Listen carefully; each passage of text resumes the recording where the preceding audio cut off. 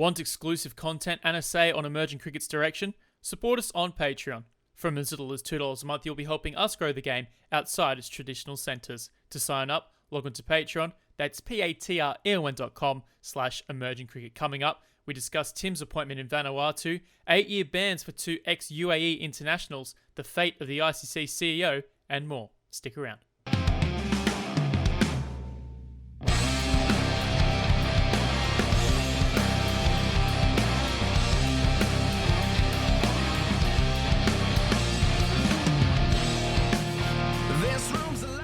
Welcome again to another Emerging Cricket podcast across the usual listening spots. I'm Daniel Bezic, and with me are the rest of the podcast crew. First, Copernicus Cricket on Twitter, Nick Skinner. Nick, how are you?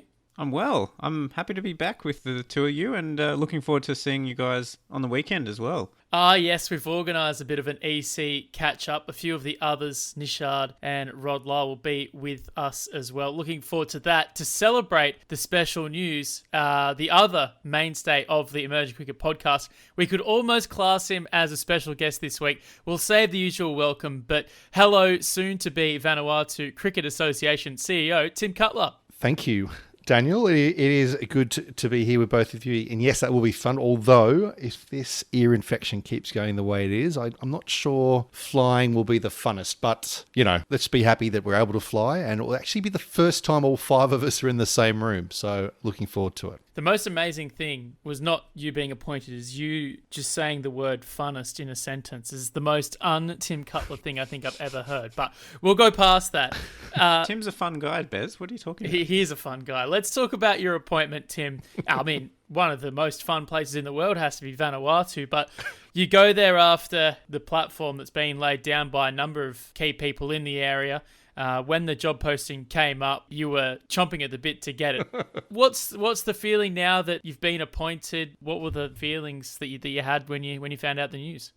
I don't even feel like I need to answer that. I think you should just write all my press releases for me, Daniel, about how excited I am. Most excited person in the world. But look, when I had heard that Shane was heading to the Netherlands, and of course his wife, Marcella, is from the Netherlands, so it all makes a lot of sense, and great for her to be able to get back and around her friends.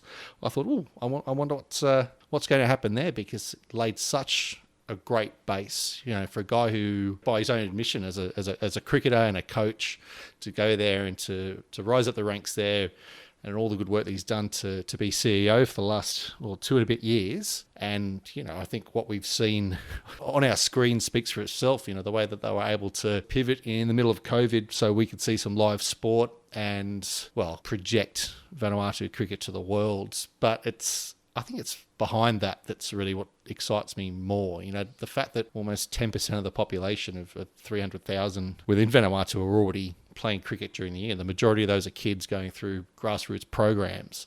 But seeing some of those programs and how important they are in the local community, around education, around gender-based violence and generally female empowerment, you know, these are the things that I know that will get us excited at Emerging Cricket about how cricket can make such a positive impact in the community. So that is something that really excites me to be getting involved with. But I think it speaks volumes for Shane that he went from being coach and high performance manager to CEO, and he leaves and he's basically replaced by 2 people, with Jeremy Bray currently in quarantine in, I've got to say, it's going to be one of the most hideous looking hotels in the history of the world, looking out on this blue lagoon in Port Vila. You know, very disciplined in there. He told me, you know, there was only 6 beers in the room the entire time and there are still 2 left. He's doing a lot better than I would be. But he's, through his day, you know, talking to the players on Zoom, doing his own fitness work. I'm like, maybe you should leave those fitness plans behind, because there's a COVID weighty man going to be coming in behind you, hopefully next month.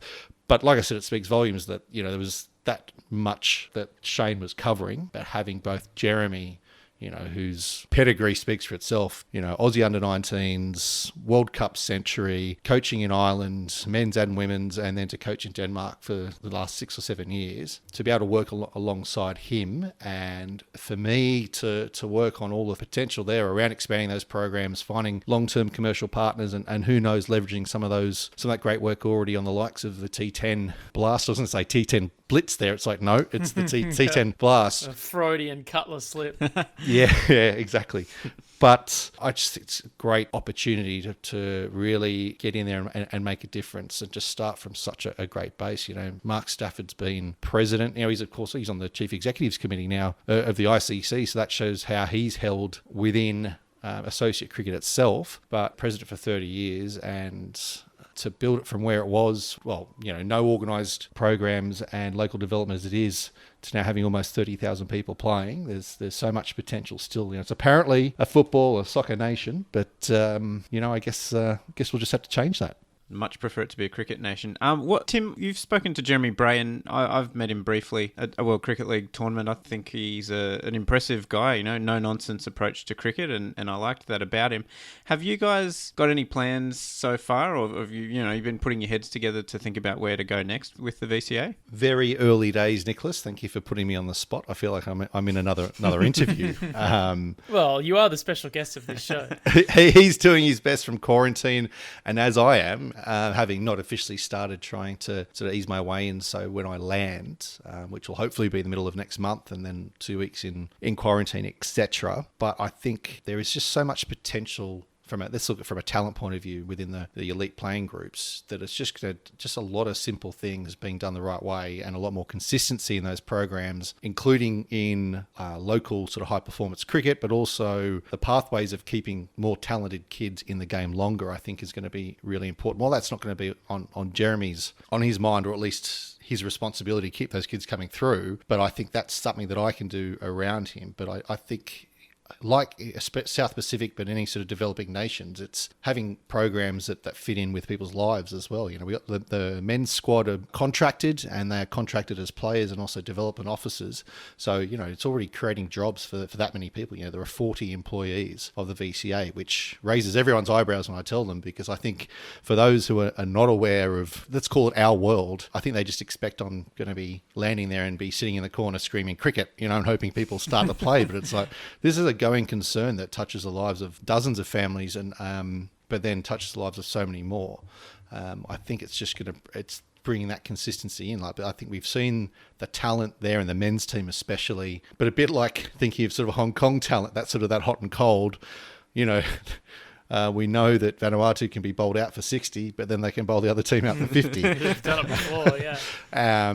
So we've talked about it all the time, but you don't have to go far to find good models for success in the women's game. Not too far across the water to Thailand, and I'm not necessarily saying that will be the plan to be copying, but what I mean, there are so many good things happening around the associate world that it's not a matter of reinventing the wheel. But you'd be silly not to say that let's call it the golden ticket out of East Asia Pacific into the next global qualifier is not a huge focus, because, as we know, Papua New Guinea being in the World Cup, they get an automatic ticket to at least the next qualifier. That's if they don't make the Super 12, meaning that they go through to the next World Cup.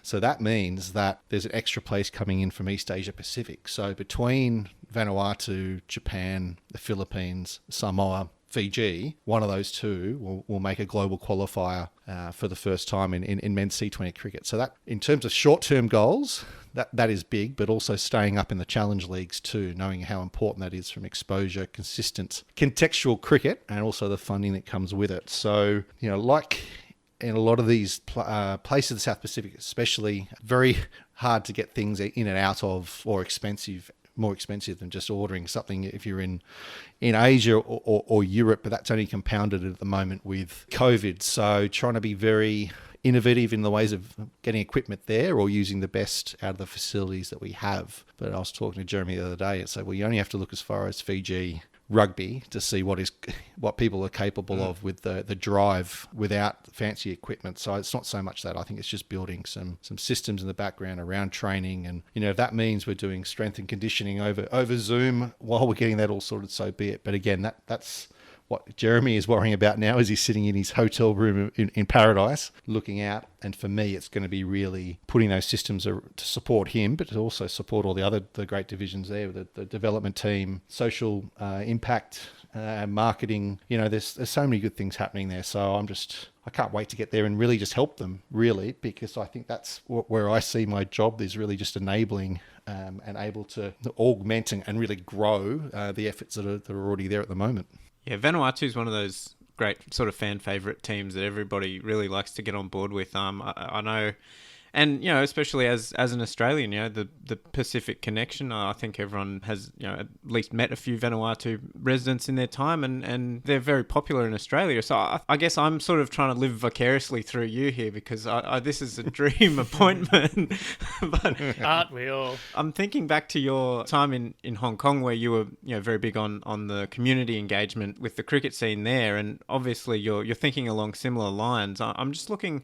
you look at the map of Vanuatu, there's dozens of islands. Hundreds of islands. Yeah, hundreds of islands. How are you going to get cricket out to all of the little outposts? Oh, it's an interesting juxtaposition. Look at Hong Kong and the struggles we had there, lack of cricket facilities, lack of acceptance, or at least, well, even knowledge, I'd say, of the game within the community, and within a community that wasn't necessarily big about sport and very much not so about team sport. Yep, infiltration of American sport there with basketball, and I guess English Premier League as well, but with Vanuatu, where playing sport is not the issue. Again, it's very athletic society in terms of the soccer that's played, and much more active in general. You don't have too many kids being told, no, don't go and play sport. I want you to go learn the piano, or you should be working on your maths to go to university, which was literal problems that we saw in Hong Kong, trying to get local kids sort of involved in team sport. But you're right about the locations, and there are some islands within Vanuatu that there is no other communication. There's no telephones, getting contact out there, and already we're employing, I'll say we, okay, I'll speak in the, it's going to be a lot easier than say they, employing and training people to be as many places as possible.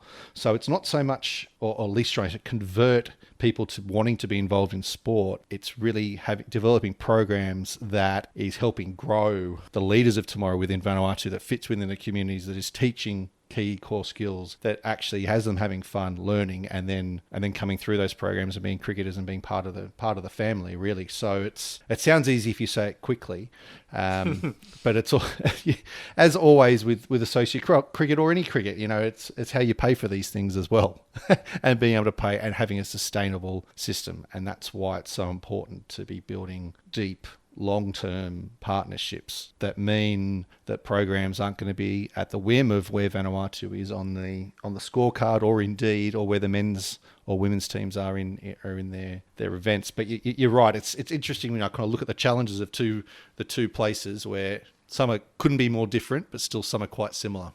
It would have been really poetic had Hong Kong and Vanuatu been in the same Challenge League group. Unfortunately, not to be, but I do find it fascinating, and I think many people in the full member world would perhaps just put a lot of these countries in the same sort of basket and say that all the problems that apply to these countries are universal. Some of them are, but you point out that Hong Kong and Vanuatu just geographically are completely different in terms of galvanizing how you put together teams, put together programs in terms of participation. So it is fascinating just listening to the goals, and you haven't obviously set foot in the countries yet, but you can tell the mind's already ticking.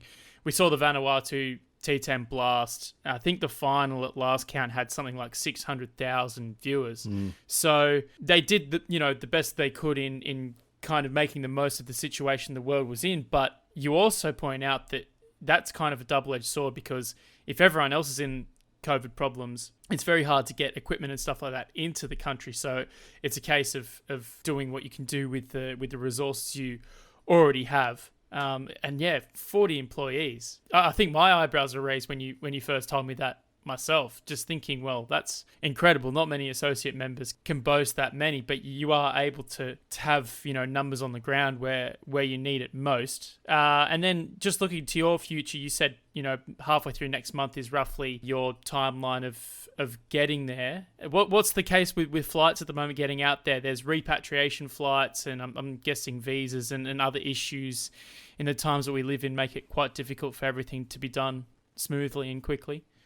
Well, without getting too bogged down in logistics, I've got to get my visa approved over there first. That's all being looked after me there. And once that's done, I'll need to apply from Australia for my border pass to leave the country. And as you said, there are repatriation flights every 2 weeks out of Australia, thankfully out of Brisbane into Port Vila. So that's taking citizens and residents each way. I think there are flights also out of New Zealand, maybe Fiji and New Caledonia as well. So that's taking people and also cargo as well, because I think in the past tourist flights going into Vanuatu were used as cargo flights as well. But no, the border's shut. It's a hard border closing, so there are no tourists going in. So I think those planes have been very useful to be getting things into the country as well. So with any luck, I'll be there. I think there's flights we get really exact on the 10th and the 24th of April, and I'm hoping it'll be the earlier one.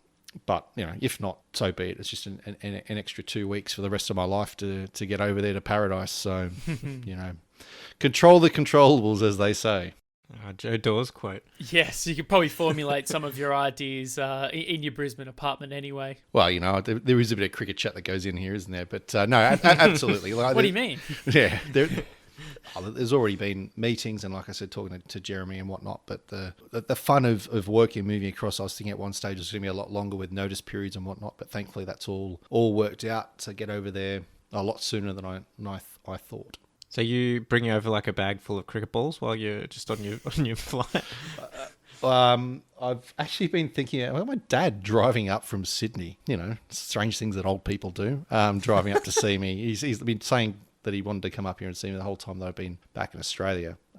This is not a fun drive, let me say. Well, he's stopping at a few places on the way up, but he's actually taken photos as everyone out there who has flown the nest, and all of us that have left gear back at our parents' house. Whether it's in my case it's cricket bats, yeah, exactly, golf clubs, or I've still got my complete Voltron set and Voltron castle from the 80s still there. Some in their original wrappings. That'd be worth a few bucks now. No, it would be. So thankfully he hasn't asked me to take that, but I'm basically telling him to pull in all my bats and all my gear that's there. It actually works quite well that he'll be able to ring it up. So you jest, but I will try and take a few things over. But if anyone wants to send things over with me, then within Australia, get in contact, and I'm sure it'll be well used. But there's some childhood bats in there that I'll take with me. But like we said, it's just a matter of being as innovative as you can at the moment. The Cutler Care package, leaving in early April. Get on board. It's about 127 kilos at the moment of Cutler Care package. Yeah, those luggage pricings are going to be astronomical. In all seriousness, though, it's fantastic, I think, for everyone involved that Tim is back in a cricketing role in the associate world. I can't say Hong Kong have exactly gone from strength to strength since you left. And looking, I think people were just kind of begging for your input. We were lucky to get it here at Emerging Cricket, and we still will. We'll be under his authority at Emerging Cricket too, no doubt, even during this tenure as well. So looking forward to the future. We've seen him move away from the corporate and insurance games and back into cricket, which is only better for the game. So fantastic appointment, in my opinion. Just on that, it just occurred to me, was your experience in the corporate world, attracting sponsors, that kind of stuff, was that sort of part of the reason you thought you had a good chance at getting this job? Well, this job, and I guess the first move from insurance the first time, geez, you think you escape, you always end up back there. Relationship, development and management, yes. But I think it's more around structures and processes, strategy that really, I think, helped me, that came from a sort of a non-sporting background, but more of a business background. My job before Hong Kong was akin to like a business owner, except I was working for someone else and someone else was paying for it, but building a business from, more or less from scratch, and kind of hiring and putting in processes and whatnot. And that really helped. But that too, in terms of searching out and nurturing potential partnerships, definitely part of my life now. But it's a lot easier when you're talking about something that you can be passionate about. As great as insurance is, and as important as it sort of underpins trade in so much that we do, these are going to be a lot easier conversations. But in saying that, it's still not easy. You think, well, you don't need to read too much to see how sponsorship dollars have reduced over the years, and it's not just a matter of finding a CEO somewhere that loves cricket who's happy to write a big check anymore. It's really about aligning the assets that you have as a cricket entity. Your programs, your teams, your tournaments that align with your partners' goals as well. So everything you come out is a win-win really, and that's from, it could be a little development program, or you could be selling the top line sponsorship to a international tournament. So it's always just about asking questions really, and knowing what suits your partner. rather than just going there assuming you know what people want. I think that's very it sounds like Tim Cutler lesson land now. Sorry everyone. I'm being interviewed again, but I know that's the key. It's about knowing what suits your partner really, and teasing out what they're looking to achieve and what they want from a partner. And like I said, so you come out of it as a win-win, and that's it really. It's I'm not going to say it's simple, but it's as simple as that. But it's also you understanding your strategy as well. It's once you can articulate your strategy and go out there and talk about who you are and what you represent. That's a lot easier. And I know the VCA going through a strategy process at the moment, and that'll be perfect timing for an I land and for that process to come to an end. And then that will just be another stepping stone in the future of the game there. Looking forward to the new heights that Vanuatu will scale in the future under Cutler. And for all the news regarding Vanuatu cricket, I don't think we need to look very far to find that, thankfully. Shall we move on to some other news going on in the emerging game this week, gentlemen? Yes, let's. Some rough news, well, some, I suppose, negative news coming out from the ICC. Mohammed Naveed and Shaiman Anwar from the United Arab Emirates have been banned from all cricket for 8 years, each after the ICC Anti-Corruption Tribunal found them guilty of breaching the ICC Anti-Corruption Code. A number of offences for both of them, and I don't really need to read them out to you, gents. They go back to the ICC Men's T20 World Cup qualifier. Some of them applied to the T10 League in 2019 as well. We talk about it a lot here. Unfortunately, it is a scourge on the game, and in the UAE, they've been victims of it, I suppose. Talking about, Emirates Cricket Board and everyone innocent there, but unfortunately, we've seen a few bad eggs in that part of the world. They have been stamped out. Thankfully, from a national team point of view, UAE seem to be going okay, finding young players coming through and doing the right thing, but Tim, to look at this again, it's something that will continually be stamped out. People have been found out. And yeah, if you do the wrong thing, you will get caught. Well, I think as the release from the ICC said, as we record this, it has just come out. I think Alex Marshall made a point of saying that these are two senior players, one captain, opening bowler, one opening batter. They knew full well what they were getting themselves into. They've been forewarned and gone through countless education sessions about this. So, as you said, look, no need to read through anything, but the interviews that they printed when they said they'd been found guilty were pretty damning, despite at least one of them protesting innocence on social media, or himself, and via shadow accounts. Look, unfortunately, I've been through this before with Hong Kong, and it's just heart-wrenching for the game, the people around the game in the UAE trying to grow its profile. The Emirates Cricket put out a statement of about 4 lines straight afterwards saying they acknowledge it and they support the fight against corruption in the game, and they'll be making no further comments. So hopefully they're able to draw a line out under that and move forward. Of course, I think there's a couple of players still charged, but not yet have gone through a tribunal process. I think 1 or 2 that were banned around the same time. But, don't forget that we lost a coach of the UAE at that same time. Dougie Brown was let go not long after that. Seen a lot of change. But as you said, they've been looking good on the field. I think they've been doing better in the World Cup League 2 than we probably thought they would. So it's given a chance to some of the younger players coming through that we saw shine the Under-19 World Cup. So, it's going to be sooner than expected for the kids coming through.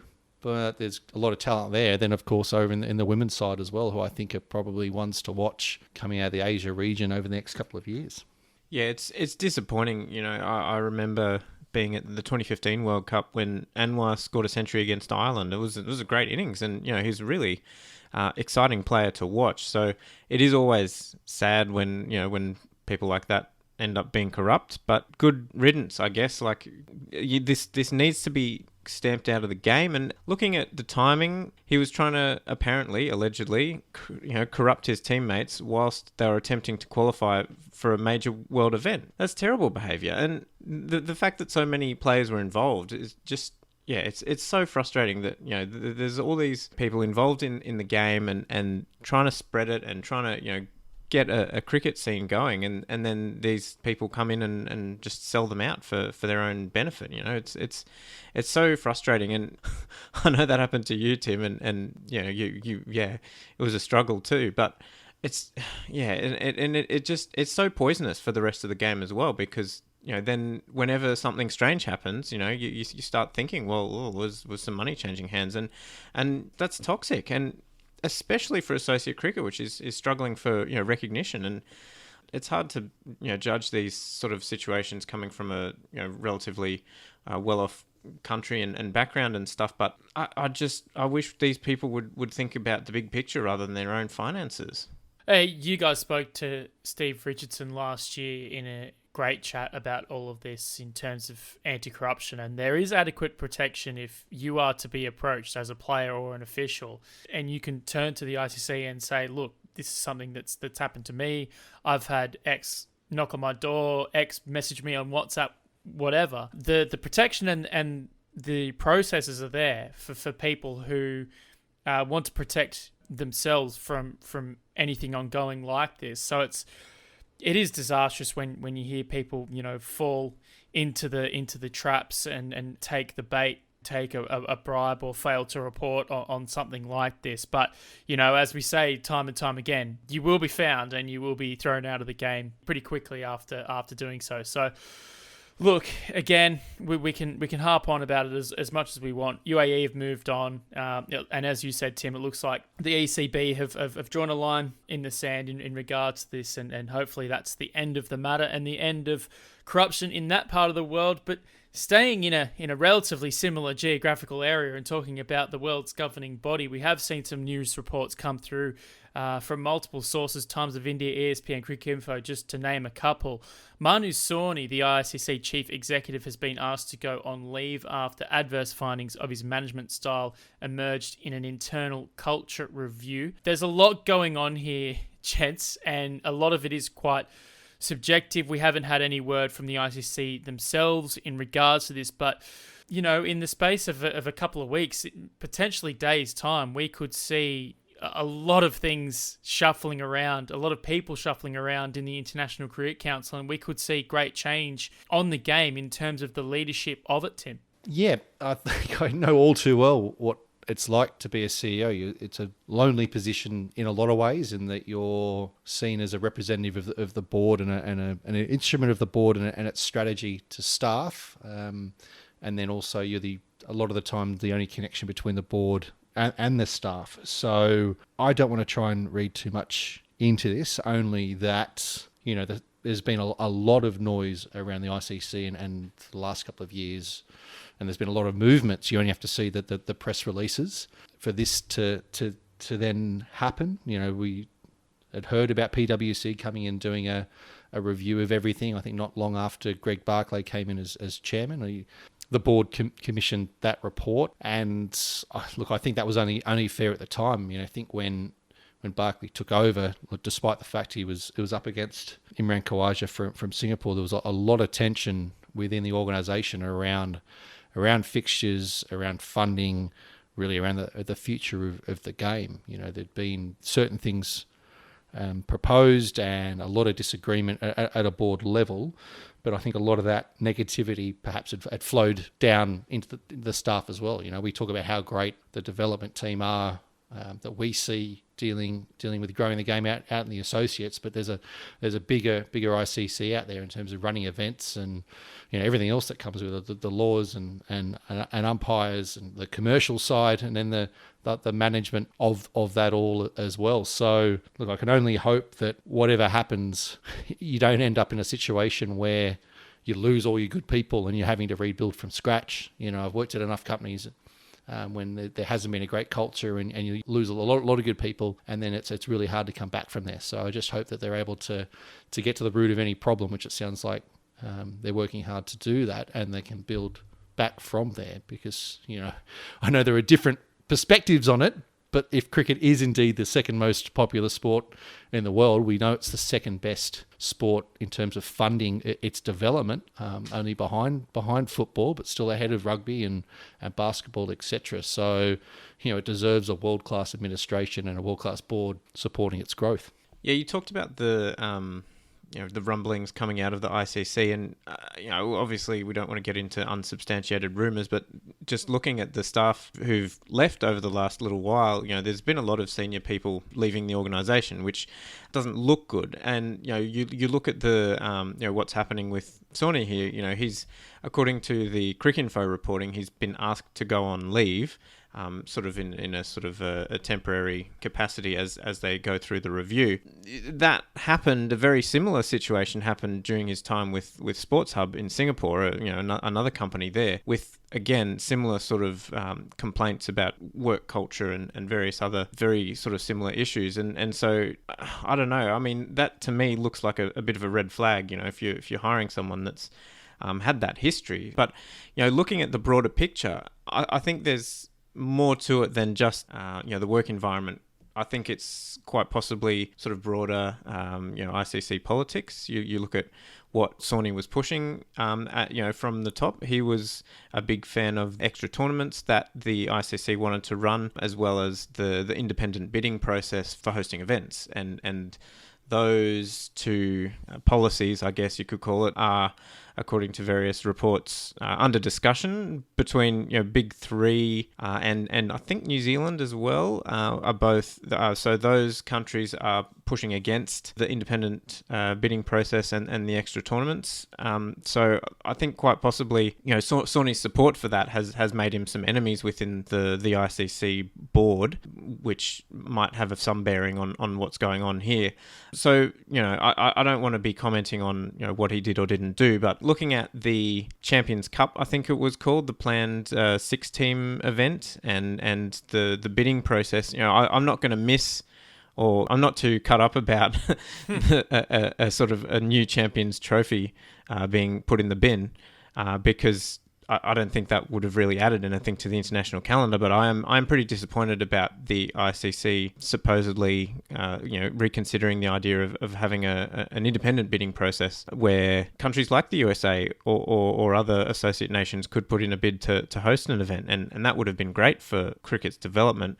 That seems a bit less likely now if it's all going to be sort of done internally in the back rooms of the ICC. It will be an interesting few days to couple of weeks, perhaps, before we hear a little bit more about this. In the meantime, Jeff Allardyce, ICC's general manager, has taken charge as acting CEO. Just picking up on what you said there, Nick, about the Champions Cups no longer running, and I think we can all safely say that that's a good thing. We've also seen an announcement from the ICC in regards to a revised schedule for ICC women's events from 2024 to 2031. The proposal was tabled in February. We all saw that. And Tim, you actually broke the story on emerging cricket. And the majority of the increases actually come from replacing the two 16 T20 Champions Cups that they were going to have with 10 and 12 team T20 World Cup respectively on each of those. So, I mean, so far we could probably agree that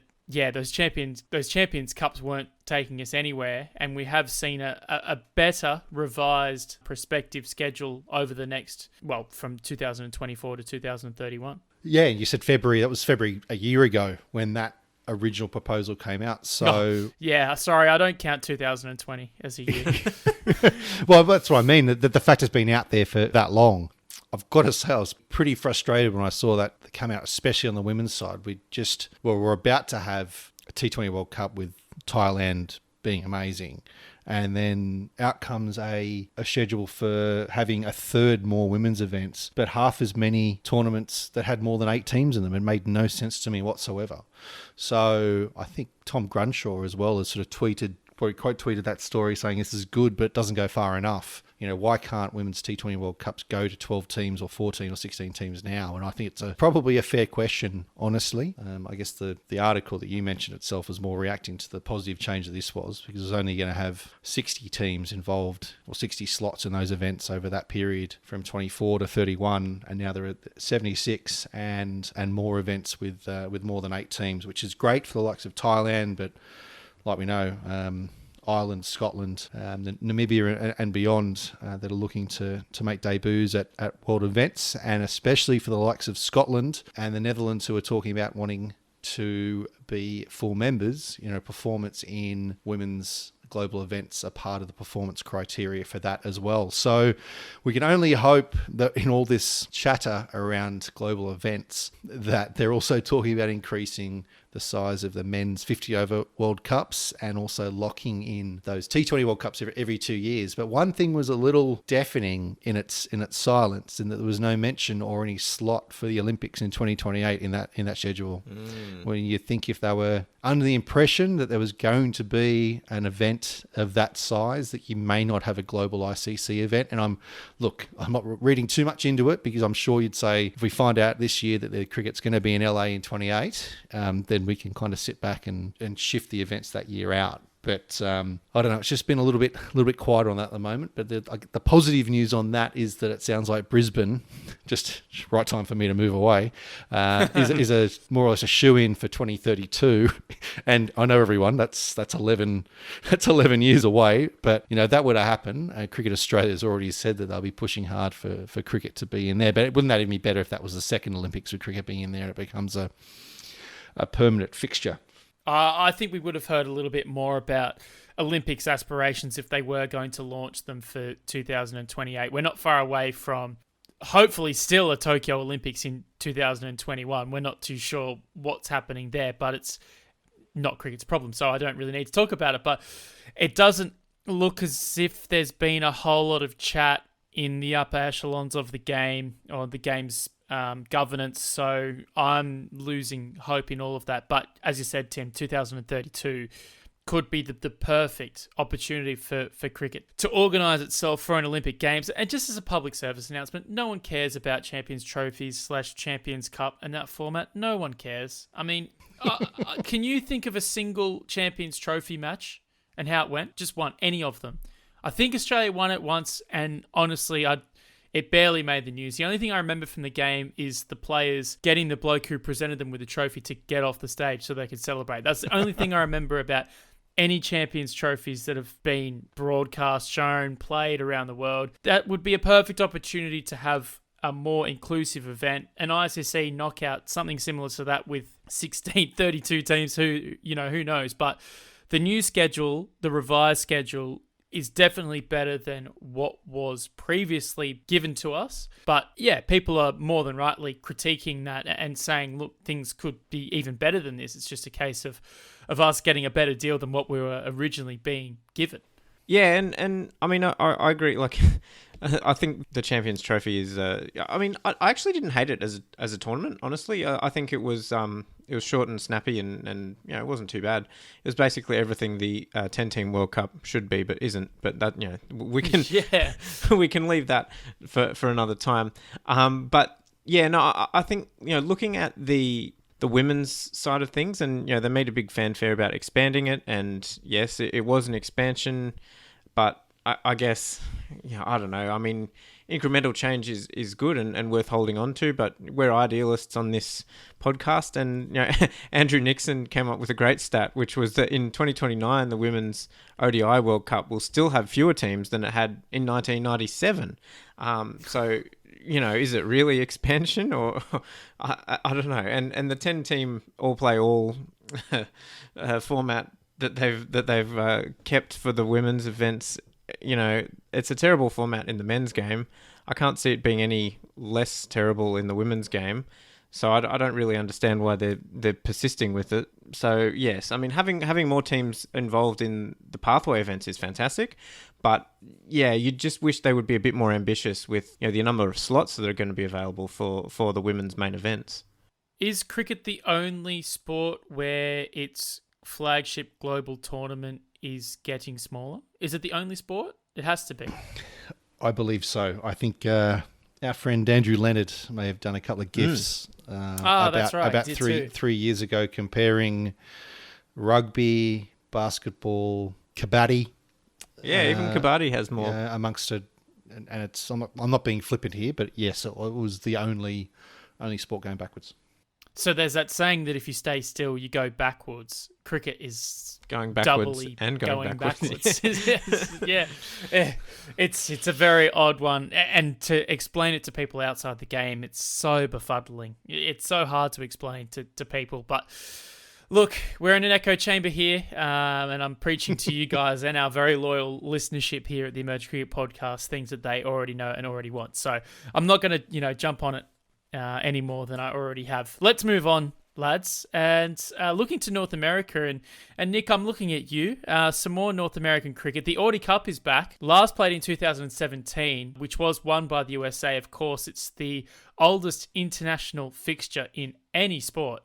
One of the best pieces of trivia you can find around the quizzing traps. But what year was it, Bez? Oh, it was 144 years ago, I think. Or was it 1844? 1844. Oh, well done. It was 1844. I knew the 44. You got the 44 in there, yes. It's amazing to think what could have been in that part of the world with international cricket. But again, we digress, and we haven't got Andrew Nixon on the show to talk us all through that. But Nick, it is a return for the Auty Cup. 3-year absence it will be. Still dependent on the regulations that are affecting our world, but they have been put in a spot straight after the T20 Men's World Cup qualifier, and they are 3 50-over matches, which will be a good springboard for Canada's Challenge League aspirations and the United States Cricket World Cup League 2 aspirations. Canada desperate to win the trophy back, but neither team have played international cricket in a while. It'll be a very intriguing series to watch. Yeah, obviously, I'm very very excited about this. It's I think it's the kind of thing that more countries should be doing, and especially these two countries. The rivalry, as you say, goes back to 1844. That's the kind of history that is priceless in terms of international sporting rivalries, and I really think they should be making more of it, and it should be something that generates a bit more excitement within the the cricket scene in both sides of the 49th parallel. I think I like the timing of it. I like that they've they put it between the T20 qualifiers and the Challenge League, which are both being hosted in Canada, so it's good preparation. I like that looking at all this cricket, it's it's I'm getting sort of a bit envious of people who are over there and able to watch it, COVID notwithstanding. But looking at the schedule at the moment, it's the sort of thing that I would I'd be getting a plane ticket to get over to North America for. You've got so much North American cricket going on, but yes, I think. Looking at recent form, it's hard to tell with neither team playing for a year, but I think the Canadians are probably, this is just my perennial optimism for Canada, but I think they're probably favourites. I think their team is a bit more settled than the US, and the US have been playing around with a lot of recently qualified people, and they've had a lot of training camps and whatnot with some new names coming in and shuffling around. So I think the Canadians are a bit more settled, and they'll be hard to beat. Is this a trophy that they should be playing for even when they play each other at major global events? Good shout. Yeah, I don't know. I know some trophies do that. The Bledisloe Cup and I think possibly even the Chapel Hadley did it a couple of times, the Australia-New Zealand cricket one. But just something that popped into my head, because it would have been quite interesting to see them hand over the trophy to in Namibia. Yeah. Yeah. But the thing, I understand the appeal of that, but I also don't know. I like that it's its own thing and that it's a special side. It's separate, because thinking to that Namibia match, Canada won the match convincingly, but it felt like a loss because they missed out on ODI status. And so you imagine... I know, that's where I was going. That's where I was getting at, handing the trophy over. Imagine that, after the USA bench had cheered when they went past the net run rate score. So they wouldn't really feel like winning the prestigious trophy. I just that was the vision that came into my mind of like, here's your trophy. But evil Tim Cutler in the distance. Well, that was still some of the most bizarre cricket I think I've ever seen in my life. But yeah, that's what net run rates do. What do you reckon, guys? Like, I know they've talked about it being 50 over cricket. What's your perfect tournament structure? That's a great question. I think 50 overs is a good compromise between any idea of having longer format cricket and the randomness, if that's a word, of T20 cricket, and the idea of how one player could potentially run away with it. Yeah, it's an interesting one. I wouldn't mind a hybrid T20 series into a 50 over series into maybe one first class match or something along those lines, a 4-day match. That's very pie in the sky kind of mentality. But I don't mind the idea of a 3-match 50-over format. I've got to say, I'd probably have the USA as favourites, but you can never really tell with that USA team. I think the qualifiers will probably give us a better indicator of who's where. Yeah, I think obviously the history of it being a multi-day event for for over a century, it was a multi-day competition, and even back in the day when the very first one happened, there was tens of thousands of people turning up, and it was a big deal. So I very much am a big believer in the long format. Really? I think that's the first you've mentioned of that. Well, you can't help but growing up in Australia. Sorry, you're in the middle of a thought there as well. Carry on. No, but I like what they do with the women's Ashes, where they have the different formats and you get points across across the whole series, and you win the series based on your total points rather than having different series for different formats. So something along those lines, like you said, Bez, with a few different formats and points across all of them, I think would work pretty well. Yeah, I was thinking the same thing. Women's Ashes is what we used with the Scotland-Hong Kong series, the Braidwood Cup, when they were in Hong Kong for the I Cup and the World Cricket League Championship matches. So across the first class ODI and a couple of T20Is, you work the points out that way. And I think that, you get your kind of all-format team there. You might be great at the shorter format, but if someone does better in 3 days, and you weight it that way. So could be very cool. But I guess the problem these days is finding slots where both teams are available for bilateral cricket, because there's going to be so much contextual tournament cricket and a little thing called Major League Cricket in there as well in the coming years to fit.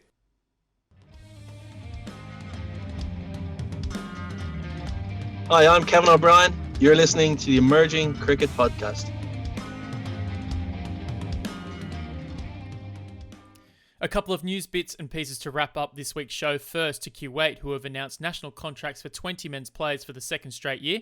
$70,000 is to be shared amongst the group, with the payments complementing other match fees earned through playing international fixtures. Kuwait will line up for the T20 Asia Cup qualifiers and will attempt to qualify for the 2022 T20 World Cup through the Asian Western Sub-Regional Qualifier in October. Germany will host France in a 5-match Women's T20 International Series in July as preparation for the Women's T20 World Cup Europe qualifier in August. The matches at the new National Performance Centre in Krefeld will be the first official T20I fixtures between the two sides. And finally, Fairbreak Global have announced an invitational women's cricket tournament to be staged in Hong Kong in May 2022. The ICC sanctioned tournament is the first privately funded tournament of its type and will feature 6 teams with players recruited from both full and associate member nations. That's everything in the emerging game this week. For more, log on to emergingcricket.com. But for now, on behalf of Tim Cutler, Nick Skinner, and myself, Daniel Beswick, see you next week.